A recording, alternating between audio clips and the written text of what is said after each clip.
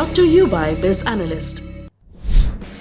ना कंप्यूटर ना फाइल, अब टैली डेटा ऑन मोबाइल बिज एनालिस्ट के साथ। देश के गृह मंत्री ने पार्लियामेंट्री ऑफिशियल लैंग्वेज कमेटी की मीटिंग में क्या कहा? अमित शाह ने राज्यों को इंग्लिश के बजाय हिंदी का इस्तेमाल बढ़ाने पर जोर देना चाहिए। अमित शाह इस कमेटी के अध्यक्ष हैं। नॉर्थ ईस्ट के 8 राज्यों में हिंदी के 22,000 टीचर रिक्रूट हुए, वहाँ पे रिक्वायरमेंट होगी, डिमांड होगी। उन्होंने साफ किया कि मैं संपर्क भाषा के तौर पर एक दूसरे से कनेक्ट के लिए, कम्युनिकेशन के लिए इंग्लिश की जगह हिंदी को प्रेफरेंस देने की बात कह रहा हूँ। जो रीजनल लैंग्वेजेस हैं, जो अलग अलग राज्यों की मातृभाषा हैं, उसकी जगह हिंदी लाने की बात नहीं कर रहा हूँ। हम जानते हैं तमिलनाडु लगातार नेशनल एजुकेशन पॉलिसी का विरोध कर रहा है, कह रहा है कि हम पे हिंदी थोपी जा रही है। कनिमोई डीएमके की, उन्होंने पीयूष गोयल को टोका था कि आप हिंदी में क्यों जवाब दे रहे हैं, man you can speak in English, ऐसी बात कही। मैं आप पत्रकारों से समझना चाहता हूँ, भाषा की राजनीति संसद के अंदर जो दिखती है, फ्लोर पे, फ्लोर के बाहर की क्या पॉलिटिक्स दिखती है आपस की कैमरेडरी में। अभी पिछले दिनों में एक राजनीतिक कार्यक्रम में था, निजी कार्यक्रम था, उसमें मैं देख रहा था अनुप्रिया पटेल के यहाँ वो कार्यक्रम था और सभी पार्टियों के वहाँ पर नेता आए हुए थे।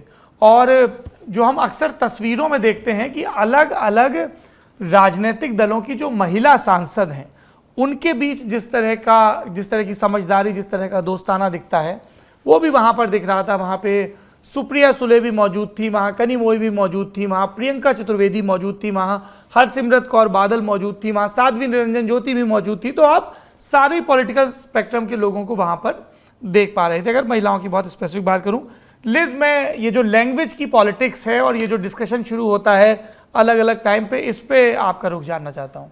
जैसे आपने मेंशन किया है, इस हाउस में मैंने अनप्रेसिडेंटेड एक what you call it a push back, if I can in English we can say push back, जो तमिलनाडु की एमपी सांसदों से हमने देखा है।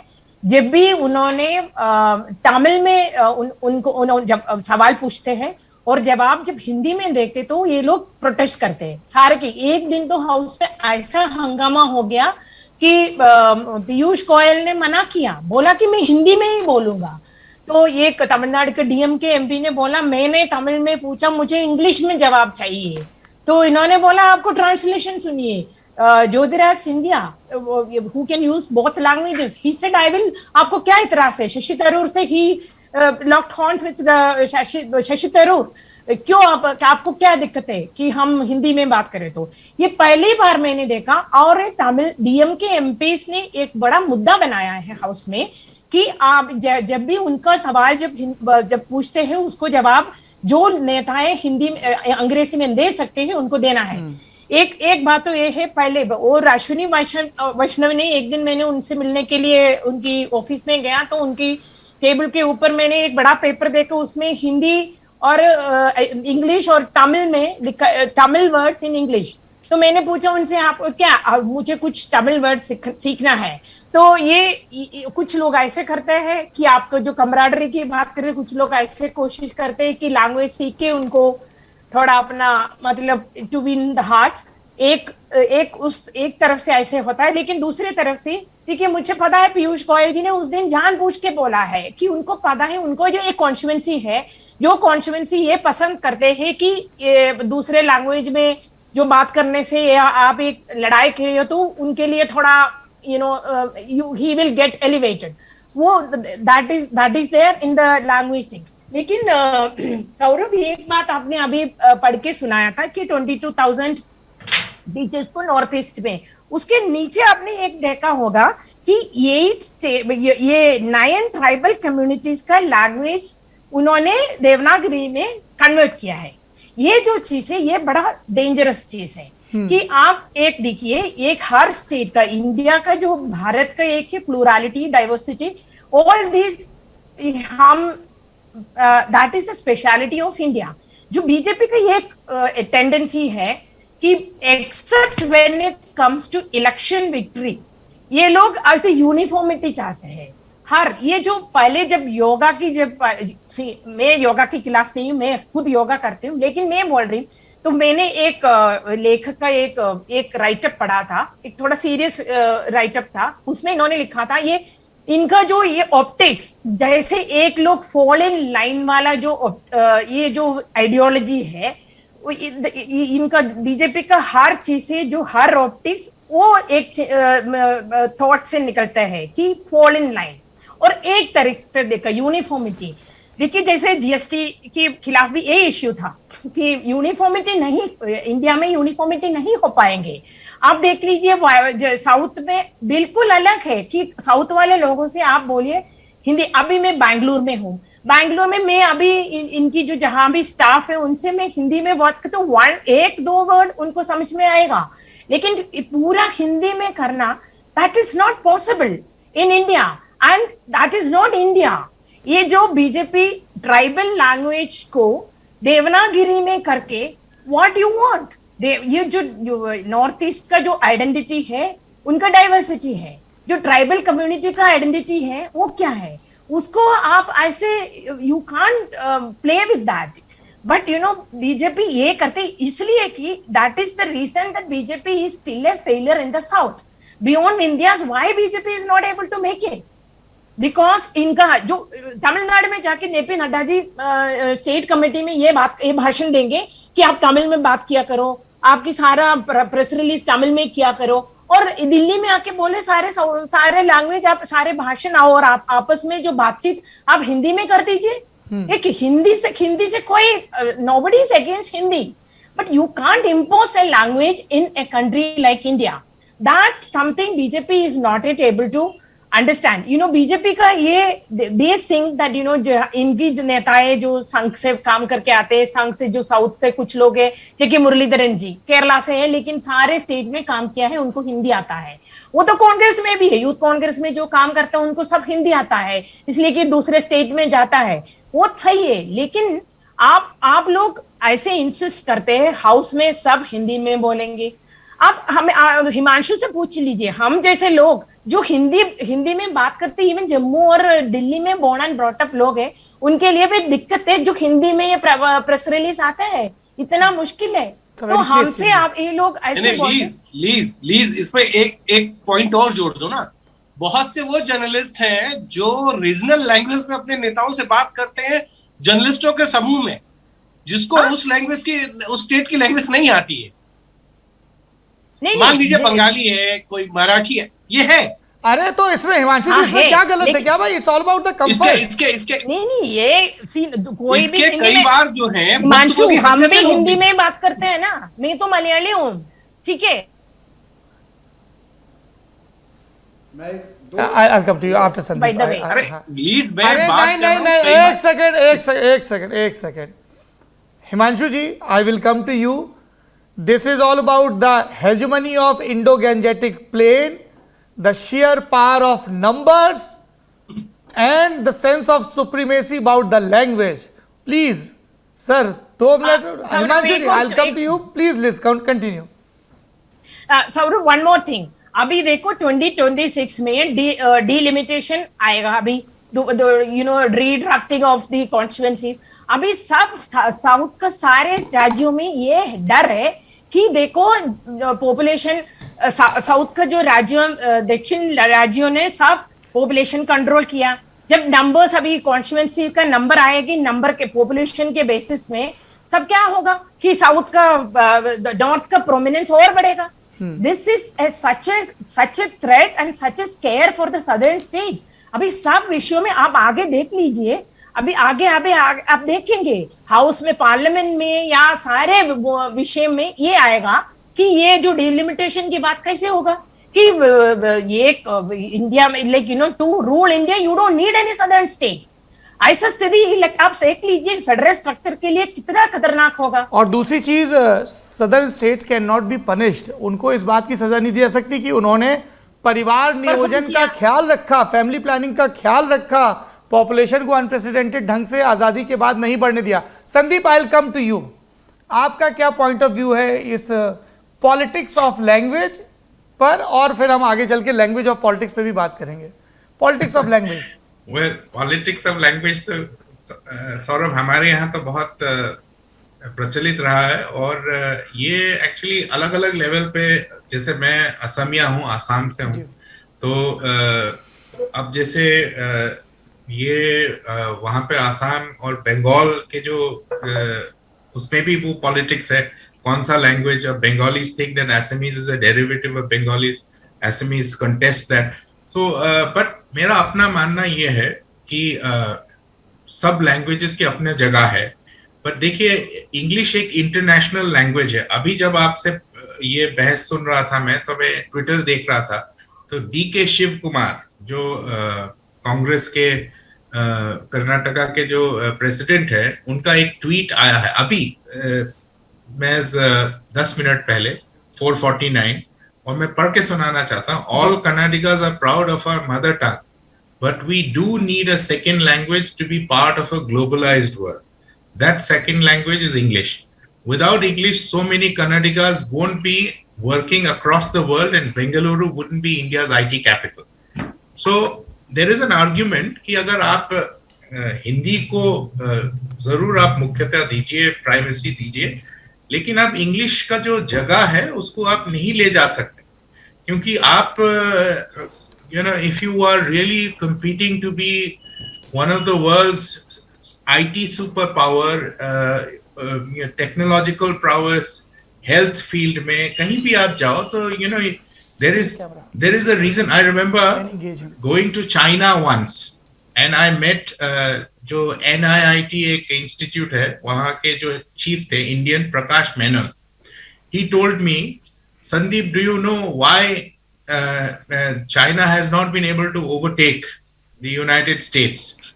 This is about 2007, if I recall correctly, just a year before Beijing Olympics से एक साल पहले की बात है जी। तो मैं एक कोई ऑफिशियल एक जंकेट था, उसमें गया था, तो काफी सारे लोगों से मिला। तो प्रकाश मेनन जो वहाँ के एक IT इंस्टीट्यूट के वो हेड थे, उन्होंने कहा कि अगर चाइनीज को अंग्रेजी आ जाती तो वो यूनाइटेड स्टेट्स को कब का वो पछाड़ चुके होते।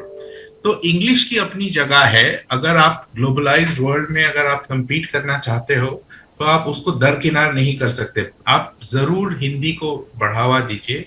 आई have no issues with that. आप सभी भारतीय भाषाओं को बढ़ावा दीजिए। देखिए, थोड़ा सा विषयांतर होगा। हिंदी के एक बड़े कमाल के राइटर हैं अशोक पांडे, उनकी मैं फेसबुक पर एक टिप्पणी पढ़ रहा था।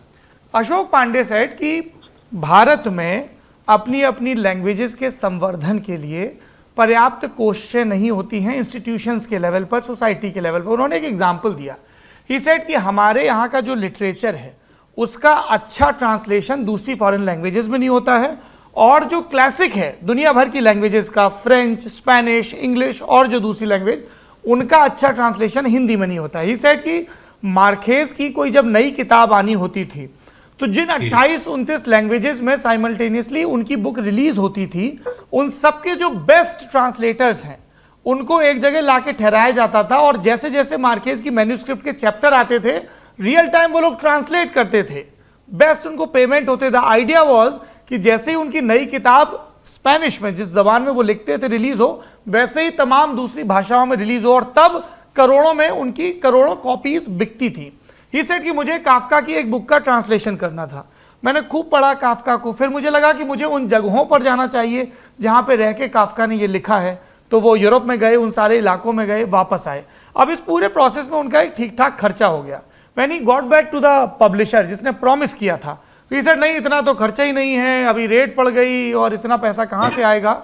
सो हम एक इंडियन के तौर पे, सोसाइटी के तौर पे और गवर्नमेंट के लेवल पे भी अपनी लैंग्वेजेस में उतना इन्वेस्ट भी नहीं कर रहे हैं। ये भी एक पॉइंट ऑफ व्यू है। सर, तीन चार इंपॉर्टेंट पॉइंट्स। नंबर 1, नाम लिए गए, पीयूष गोयल, ज्योतिरादित्य सिंधिया पार्लियामेंट में कहते हैं हिंदी में बात करिए। मैं सीधा सवाल पूछता हूं, किस स्कूल में गए ये, और उनके बच्चे किस स्कूल में जाते हैं? मैं हमेशा बोले ये बहुत इंपॉर्टेंट है। जब आप कहते हैं नहीं केवल हिंदी में भाषा, और मैं हिंदी का बहुत समर्थक हूं, मैं लल्लन टॉप पे आता क्यों हूं, नेता नगरी पे आता क्यों, क्योंकि मैं जानता हूं आपके सब्सक्राइबर्स इतने बड़े हैं, हर प्रोग्राम को ज्यादा लोग देखेंगे कंपेयर टू इंग्लिश। बीजेपी भी क्यों चाहती है कि हिंदी की का एक प्रभाव हो, क्योंकि बीजेपी का भी वोट बैंक जिस तरह से आपका सब्सक्राइबर वोट है, उनका भी वोट बैंक भी है, वो भी नॉर्थ इंडिया है। अगर आप देखें उनके सीटें 80% से ज्यादा इंडो जो हिंदी भाषिक राज्यों में है। महाराष्ट्र को भी उससे एक तरह से जोड़ दीजिए। नहीं, मैं राजदीप जी इस आंकड़े से इत्तेफाक नहीं रखता हूं। बंगाल, हाँ, उड़ीसा, राइट, गुजरात, राइट, महाराष्ट्र, कर्नाटक, ये मैंने आपको 5 बड़े राज्य गिना दिए हैं जिसमें तमिलनाडु नहीं, मैं कह रहा हूं आई एम सेइंग ये 5 बड़े स्टेट ऐसे हैं जहां बीजेपी की पार्लियामेंट में सिग्निफिकेंट प्रेजेंस है।